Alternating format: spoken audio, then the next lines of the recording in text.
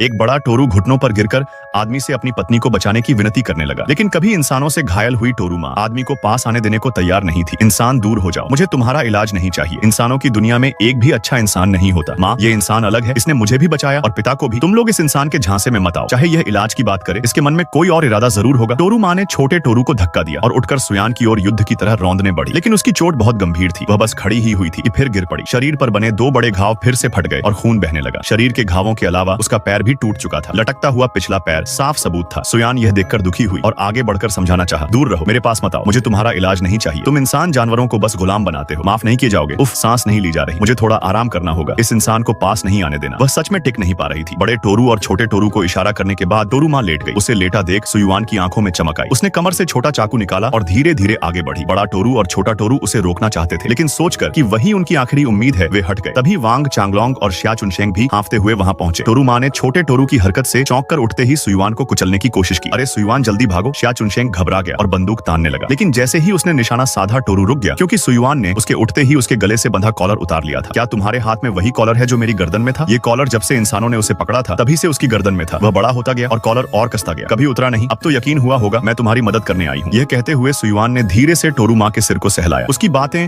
और चेहरा देखकर टोरू माँ धीरे से लेट गई। उम्मीद है यह इंसान मुझे धोखा नहीं देगा। ये आखिरी बार है जब मैं किसी इंसान पर भरोसा कर रही हूँ। वांग अधिकारी, मेडिकल बैग दीजिए, चोट बहुत गंभीर है, तुरंत इलाज करना होगा। सुयान के कहने पर वांग चांगमिंग बैग लेकर आया। हटो, तुम इंसान, नुकीले चेहरे वाले, तुम अच्छे नहीं लगते। टोरू पिता ने अपने दरवाजे जैसे बड़े सींग वांग चांगमिंग की ओर तान दिए। खुशी से दौड़ता आया। वांग चांगमिंग वहीं रुक गया। अरे भाई मत करो, मैं तो सामान देने आया हूँ तुम्हारे साथी के लिए। सुयान बचाओ, ये मुझे मार देंगे। सुयान ने जल्दी से आकर टोरू को रोका और बैग लेकर वांग चांगमिंग और दूसरे को गुफा से बाहर भेज दिया। फिर उसने टोरू माँ का इलाज शुरू किया। पहले 2 बड़े घावों का खून रोका और टांके लगाए, फिर टूटे पिछले पैर को राल से बांधकर स्थिर किया। काफी मेहनत के बाद आखिर इलाज पूरा हुआ। आओ अब खड़े होकर देखो, चल पाती हो या नहीं। शरीर में अब बिगड़ाव नहीं था। टोरू माँ सावधानी से खड़ी हुई। घाव से खून रुक चुका था और मेरा पैर भी हिल रहा है।